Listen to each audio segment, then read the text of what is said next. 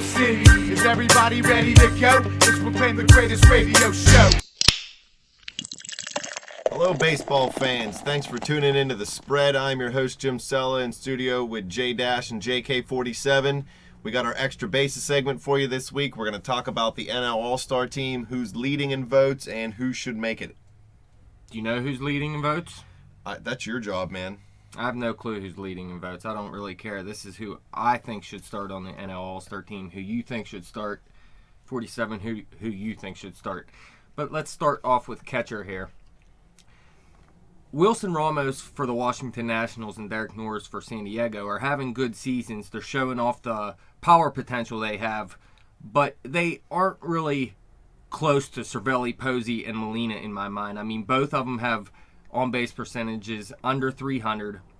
But, I mean, it's nice to see Wilson Ramos. He's had injury problems in his history, so it's nice to see him healthy at least. 227 at-bats already this season. And Derek Norris was a guy that we said coming into the season has some sleeper potential, and he's showing it. But really, it comes down to Cervelli, Posey, or Molina to me. Well, that's tough. I mean, I definitely think Posey and Molina are definitely in. I mean, Molina's power numbers are down a little bit, but, I mean, as always, he's always handling that pitching staff, you know, his strong arm behind the plate. But, I mean, overall, though, I mean, he's still a decent hitter. Yeah, he is having a decent season with the bat, hitting .293, not taking many walks, a .338 on-base percentage. Like you said, his power's down. He's not really driving in too many runs. He's not scoring too many runs. He is the best defensive catcher out of these three, though. But Buster Posey is just getting it done with the bat, hitting .300, a .376 on base, already 11 jacks, 53 RBIs, 39 runs. He has to be the starter in my mind. Well, Posey's leading by almost 2 million votes right now, so I think he's going to get it. Well, he's definitely the best catcher in the National League. Offensively, yes, and overall, I would say yes as well. But really, you look at it, Cervelli's not that bad of a defensive catcher either when you're comparing him to Molina. And I think Cervelli has more offensive upside, at least this season. He's hitting 10 points higher. His on-base percentage is 40 points higher than Molina. He doesn't have much power either, and he only scored a couple more runs, but he hasn't had as many at-bats this season because really the Pirates want to keep him healthy, and Cervelli has had injury problems in the past, so they don't want to play him as much as these other guys are getting, playing time that these other guys are getting. But I still say I'd take Cervelli over Molina, personally. Well, the fans do not agree. Oh, I'm sure. Buster Posey and Yadier Molina are number 1, 2. I'd be hard-pressed to go Cervelli over Molina right now. I mean, yeah, he has the better on-base percentage, but, I mean, the bottom line is Molina's still the better catcher. Molina's leading by 4 million votes over Cervelli. What's Cervelli in, third? Yeah. Well, all right. Well, all three of them will probably be in the All-Star game. Got almost 8 million. Molina's got a little over 6 million, and Cervelli's in third with 2.4 million. Yeah, So I mean, it's I a have pretty no big problem gap with between it. 2 and I'm 3. just, personally, I'd go Cervelli over Molina because, yeah, Molina is the better defensive catcher, but Cervelli is good in his own right, and he's having a better offensive season. So I'd go Cervelli, but all three will probably be in. I wouldn't be mad if you took Molina over Cervelli, though. All right, let's move on to first base. This is pretty easy for me. Who should be the starter? Landslide as far as votes are going right now. Yeah, Paul Goldschmidt, correct? Over 7 million. The next closest guy is Adrian Gonzalez with 3.6 million. See, and I might even think about going Rizzo over Gonzalez. Oh, definitely. Rizzo's in 5th. That's ridiculous. See, he's having a monster season. Yeah, look at his on-base percentage, .413. Now, Paul Goldschmidt's is .465. He has 20 jacks, 62 RBIs, scored 54 runs in 269 at-bats. His OPS is over 1,000. You have to start Goldschmidt. Now, the second one I'm taking, you're right, 47. It has to be Anthony Rizzo. Freddie Freeman's on the 15-day DL. He's having a good season. We said coming into the season he was right on the fringe of being an elite first baseman. Adrian Gonzalez is Mr. Consistent, but he's not doing anything near to Rizzo in my mind. Well, I mean, he's still having a great season, but if you remember, he hit 5 jacks in the, first 2 or 3 games of the season? Well, he definitely opened up the season on fire. I mean, he's cooled off a little bit. He's still been consistent. Yeah, and then you got Joey Votto. He's having a good season, too, and it's nice to see a bounce-back season from him. He was pretty much terrible last season. And his power has come back this year. His on-base percentage is still elite. So it's nice to see Votto. But I'm going Goldschmidt and Rizzo as my 1 and 2. On base 46.5% of the time. That's sick. Goldschmidt, yeah. Sick. Well, I mean, look at Rizzo, 413. That's no joke either. And look, both of them have double-digit stolen bases already. That's ridiculous to me. First basemen don't steal bases. Goldschmidt and Rizzo are great base runners. They don't have too much speed, but they're just excellent base runners. Goldschmidt's going to be a 30-30 guy. I don't think he's going to get to 30 steals. Better hustle. All right, let's move on to second base. There's a couple guys here having good seasons. Joe Panik, DJ LeMahieu, Brandon Phillips, and Howie Kendrick all deserve some attention for the All-Star game, but it has to be between D. Gordon and Colton Wong to me. 1 and 2 in voting.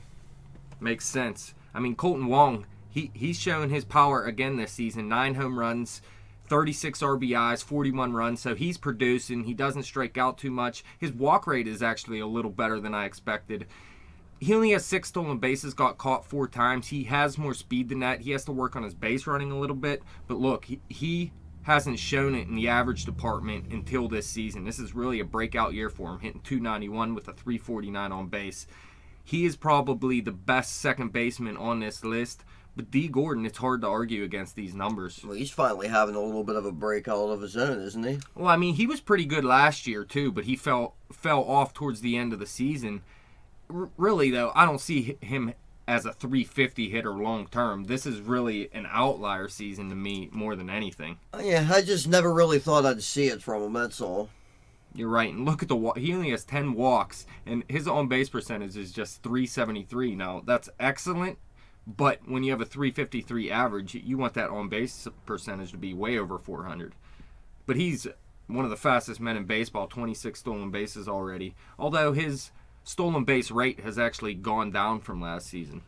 But I'm taking D. Gordon as my starter, and then Colton Wong is my backup. I'm going to go with Gordon. He's having the better season. 6 million people agree with you. I'll tell you what, though, I do like what Joe Panik's doing out there in San Francisco this year. I mean, he's actually been on a torrid streak the last couple months or so. Yeah, he actually has a higher on-base percentage than both Gordon and Wong. Showing a little bit of power, too. 6 home runs. That's not bad out of him. He's not really a guy that showed too much power in the minor leagues, but his on-base percentage is great because he walked 30 times already, and his K rate is excellent, and he's still a young guy, so he could grow into even a more useful player in the future.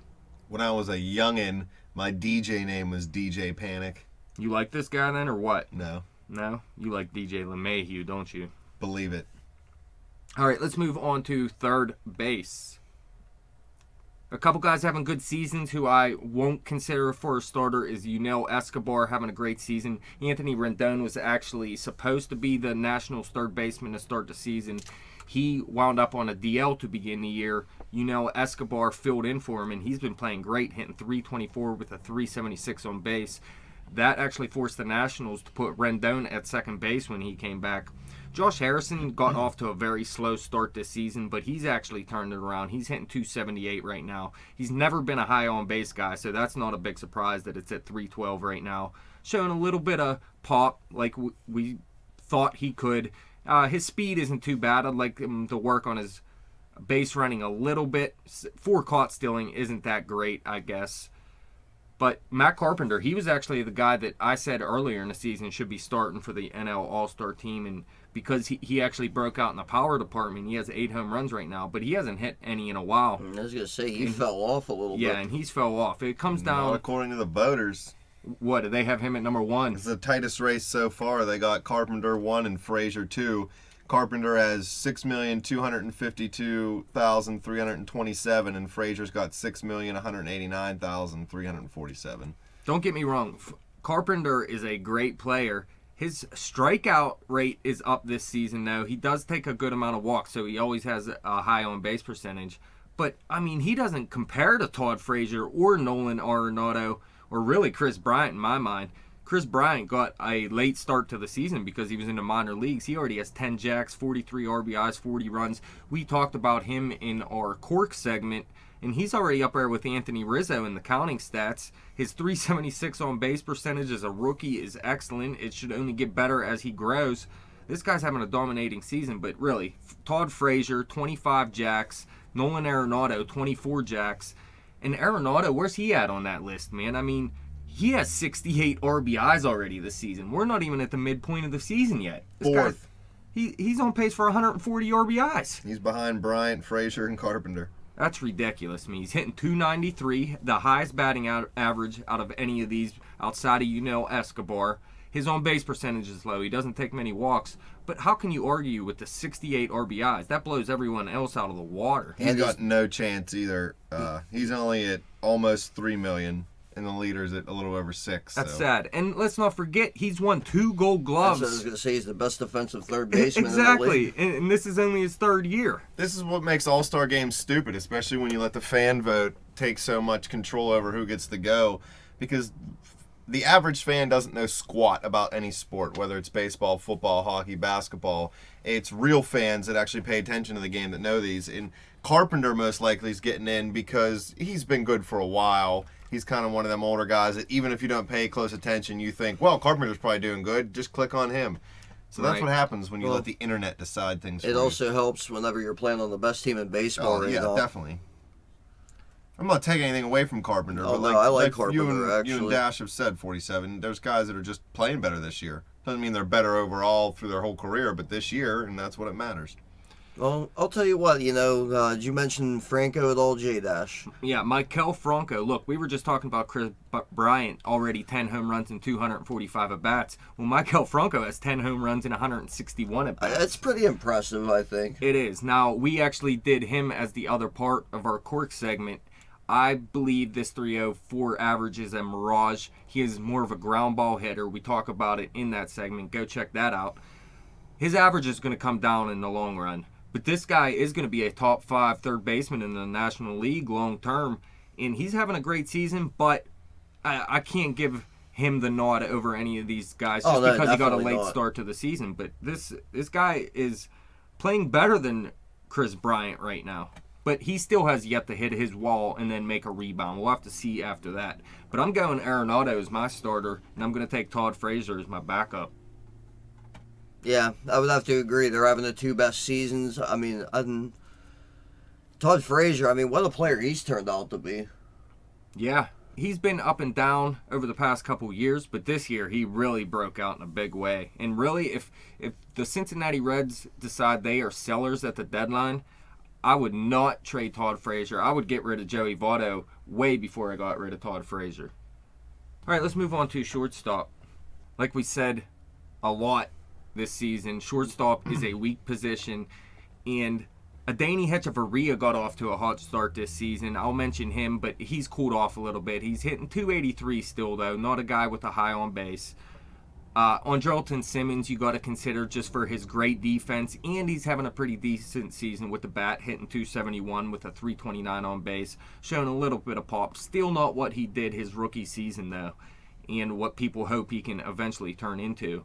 But we said over and over again this season, Tulowitzki hasn't been himself, but really, when you look right now, he's hitting .313, a .347 on base, 8 jacks, already drove in 41, has 40 runs. He's still the best shortstop in the National League, in my opinion. This is another definitely. landslide vote. Is it Tulo? No. Johnny Peralta? What's your guess, 47? I was going to say Peralta. Yeah, a little over 7 million. Crawford's next with a little over 4 million. I do like Crawford in this list, though. He's enjoying somewhat of a breakout season. He showed a little bit of pop last year. Yeah, he's having a great season. Now, this is a guy that never really hit for a high average, though. He's really come around this season and became more of a complete hitter. It's between Crawford, Peralta, or Tulowitzki to me, and I have no problem with it being Peralta. Those are the top 3 vote getters, but like I said, that Crawford and Tulowitzki are so far behind, I don't think they're going to catch up. Well, They take 2, though, right? Oh, One or they two. could take 3, man. Yeah. There's 30-some players on this, so they could take 3 at any and all these positions, really. Nice. 2 guys on this list, Dash, that you don't have on yours is Starlin Castro and Zach Cozart. Yeah, What do you Zach think? Kozart actually got hurt for the season, so So he's not just gonna, still up there in votes. Yeah, Okay. and Starlin Castro, we talked about a couple times in segments, he's never lived up to his potential, and he doesn't have the offensive numbers that these three have, but he's still doing well compared to other shortstop. I mean, I think 4 home runs, 5 stolen bases. It's not that great, but compared to other shortstops, it's still not that bad. But he's not very good as a defensive shortstop either. So no. I really don't want him in there. He's well known for his defensive miscues and his inattentiveness at times. Right. Now, I'm going to take Tulowitzki as my starter. Peralta as my backup, but I have no problem with Peralta starting. He has more home runs, 3 more. He has a higher on-base percentage at 362. His average is just 10 points lower than Tulo's, still a 303. And he's playing on the best team in baseball. He's having a great season for him. I have no problem with it. Okay, so let's move on to outfield. This was easy for me until the other day. I had Bryce Harper, Andrew McCutchen, and Giancarlo Stanton as my 3 outfielders, and that would be an awesome outfield to have. However, Giancarlo Stanton, he's done for 4 to 6 weeks, so he is out, but he definitely deserved to start when healthy. Bryce Harper, we were just talking about him downstairs, 47. This guy is having a breakout season, even though he was never really terrible. Definitely not terrible, but I mean, you were kind of waiting for him to erupt and be the player that he is being this year. The Cardinals have 3 players in the top 11 vote getters in the outfield. Yeah, Matt Holliday. Jason Hayward is up there. Hayward is 7th with 2.6 million votes. John Jay is 11th with 2.2 million. Yeah, John Jay definitely does not deserve to be in the All Star game. But he's ahead of Marte. I will say Jason Hayward deserves some attention for the All Star game. I think he has 9 home runs right now. It's actually a little bit more power than he's showed so far in his career. And this guy was a top prospect at one time. He's having a good season for the Cardinals. But I'll say Nori Aoki, you can take a look at. A.J. Pollock, Cameron Maybin, Ben Revere, and Denard Span all have as much chance as Jason Hayward in my mind if I was choosing. But like I said, Harper, he's having the breakout season, 47, 24 jacks and 239 at-bats. He's hitting a home run once every 10 at-bats. His walk rate is ridiculous. He has a 465 on-base percentage, a 339 average. There's no way Bryce Harper isn't starting. Like I said, Giancarlo Stanton's hurt. Andrew McCutchen, he got off to a slow start this season, but he's still hitting 294 right now with a 383 on base, has 9 jacks. His stolen bases are down a little bit this season, but that's not a big surprise because of the knee injury he had coming into the season. Harper has the most votes of any NL position player with a little over 11 million. Yeah, he definitely deserves it. Giancarlo's second in outfielders with just a little over 6 million. That's the gap right now between Harper and the rest of the league. Right, but Stanton, like we said, he's not going to be starting in the All-Star game. Now, there's a couple guys here. This is who I would replace him with, one of these guys. Starling Marte, Charlie Blackmon, Justin Upton, Jock Peterson, or Ryan Braun. Although I'm not really going to consider Ryan Braun that much. He does have 15 home runs, drove in 49 runs. That's higher than any of these 5 guys I named. He scored 42 runs, but he's hitting just 259, a 331 on base. He's having a little bit of a breakout season since he got caught cheating, but I'm still not taking him. It would be between Marte, Blackmon, Upton, or Peterson, I say. Peterson's ranked 6th. Well, he has 19 home runs, so I see why. Look, this guy is just a rookie. He has 54 walks, but he does have 92 Ks and 253 at-bats. He Ks way too much. But his average is okay. If you K that much, but you can keep your average at 240 and you're hitting 19 home runs through half a season, I mean, his on-base percentage is sitting at 383. You can accept those strikeouts if he's producing like this. What do you think, 47? Which one of those 5 guys would you start in place of Giancarlo? And you can't pick yourself.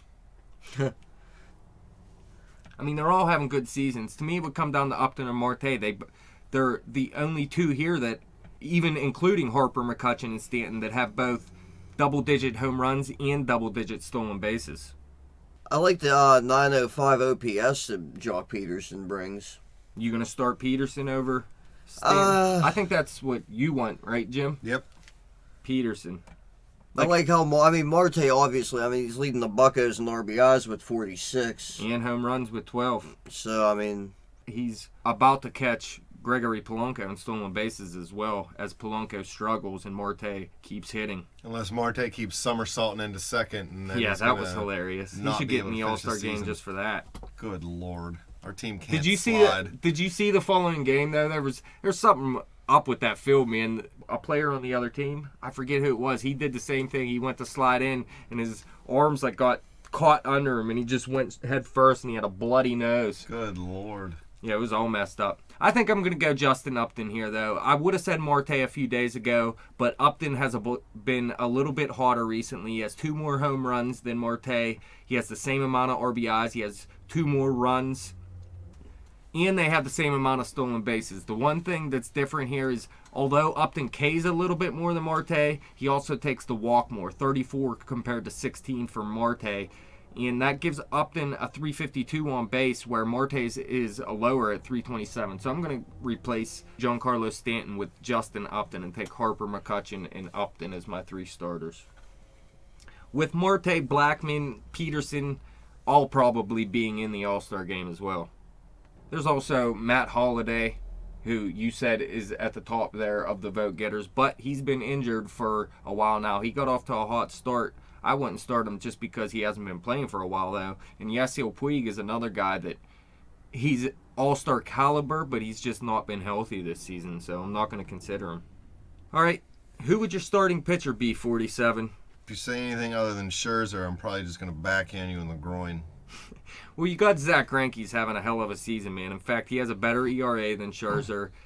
Shelby Miller's an option. A.J. Burnett, Jacob deGrom, Garrett Cole, and possibly Michael Wacha, although I wouldn't start Wacha in this game. His ERA is lower than any of these guys. He doesn't have the strikeout rate like you'd like. But he's having a hell of a season for the best team in baseball. He has the second most wins in the National League, I believe. Garrett Cole sitting in first. But yeah, you're right. Max Scherzer, he just hit the Bucks. It was pretty close before that. I was saying Cole or Scherzer, preferably Cole, but now with Scherzer throwing a no-hitter. And, I mean, just look at his walk rate compared to his strikeout rate. 14 walks, 130 Ks, and 110.1 innings. It has to be Max Scherzer. Oh, no doubt. You think maybe just .21 of an ERA actually would justify Greinke being the starting pitcher over Scherzer, though? Yeah. He's just been better all around. His ERA might be a little better, but his whip's also a little worse, so... I mean, yeah, his whip's worse. I mean, he has more walks in less innings. He has less strikeouts. He has 3 less wins, more hits in less innings. So, yeah, it's definitely got to be Max Scherzer. Although Zach Greinke, he'd be maybe my third option still. I'm still going to go with Garrett Cole as my second option just because the only team that's knocked him around are the Reds 3 times. Other than that, his ERA is probably under 1. I think all 3 of his losses have came against Cincinnati this year, haven't they? Yep. Yeah, so I'm going to say Scherzer, Cole, and then Greinke. Miller, there's no way I'd start him. A.J. Burnett, he picked it up a little bit more recently, too, after a short, cold stretch. His ERA is back above Garrett Cole, sitting at 2.01. So he's an option. It's his last season. I definitely want to see him in the All-Star game. I'm not starting him, but he does deserve some recognition at least. He's definitely having a hell of a season. Love AJ. All right, so I think we're in agreement on Scherzer. Let's move on to closer. First of all, I want to say, Johnny Parlay, Mark Melancon is a beast. He knows it. He sent me a message the other day. It says Melancon hasn't blown a save since he wrote that article. Please believe, a 172 ERA and 098 whip. I don't care what his strikeout rate is, but his strikeout rate has gone up recently. He just had a save where he K'd all 3 batters in the inning, a perfect save, and he had a outing right before that where he K'd 2 of the 3, so his strikeout rate's going up, his velocity's back up. Like you said, he only blew that 1 save early in the year. He leads the NL with 24 saves. There's nothing wrong with Mark Melancon. There's some other guys here, though, that you could definitely consider. Drew Storm, Familia from the Mets, Francisco Rodriguez from Milwaukee. Aroldis Chapman's having a good season for Cincinnati, although his walk rate is pretty high. He has 19 walks and 32.1 innings. Pretty surprising. Yeah, when you're striking out 56 and 32 of the third innings. Yeah, exactly. That's why his ERA is still down at 195 right now. although his whip is way up at 130. So he's still having a great season. It's because of his nasty stuff. He doesn't have to have much control. He can be a little wild and still be a good reliever. Jonathan Papelbon's having a good season with a 182 ERA and a 104 whip. And then Kenley Jansen's probably been the best of them all with an 0.57 ERA and an 0.38 whip through 15.2 innings. Look, just 6 hits, no walks, 1 earned run with 26 Ks. This guy's been dominating, but he was out most of the beginning of the season, and although he's come back and dominated, I think it's a little bit too late for him to be your closer in the All-Star game. So to me, the one guy I didn't mention here, Trevor Rosenthal of the St. Louis Cardinals, an 0.52 ERA, an 0.96 whip, 23 saves, 1 blown save, 37 Ks in 34.1 innings. This is a guy that had a little bit of control issues last season and to start this season, but he's fixed that. I mean, look at this. 2 earned runs in 34.1 innings. Oh, he would definitely be my choice over Melanson. Not hating on what Melanson's doing. Correct. I'm with you. But I mean, I will say this about Melanson.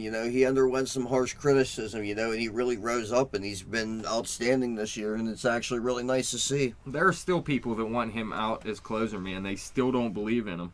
Well, I'm not saying. Long term. He only got maybe a couple year, maybe well, 2 who knows, left. man? You don't know from season to season. But if he keeps dominating this season, and we go in the next season, and he blows the first 2 opportunities of the season, you don't just say, all right, we need a new closer. You got to give him some time, and if he can't figure out the struggles, then you just move on from him. Relievers come out of nowhere all the time, and they fall off all the time. So you just don't know. You just got to be patient, though. So that's pretty much it. I agree with the pitching as well. Max Scherzer and Trevor Rosenthal, those would be my 2. I think all 3 of us agree on that. But how about my lineup here? Do you like this 47? I'm going to lead off with D. Gordon as my second baseman. Number 2, I'm going to bat Andrew McCutchen in center field. 3, Bryce Harper in right field with Paul Goldschmidt cleaning up at first base. Now you have McCutchen, Harper, and Goldschmidt 1, 2, 3. I don't think you can get much better than that in baseball.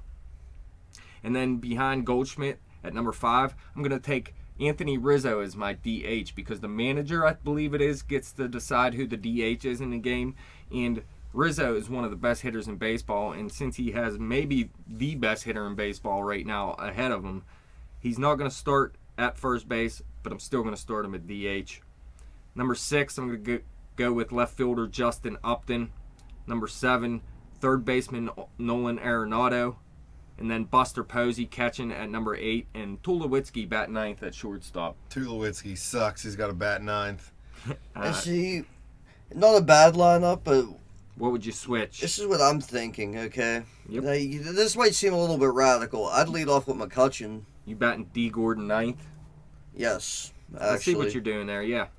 And I like Who would you bat second then? Tulowitzki. Oh, you bat Tulowitzki Tulo second. would bat number 2. I'd keep Harper, Goldsmith, Rizzo just like that. That's perfect. Upton, I'd slide him down. Arenado and then Posey would be batting ahead of him.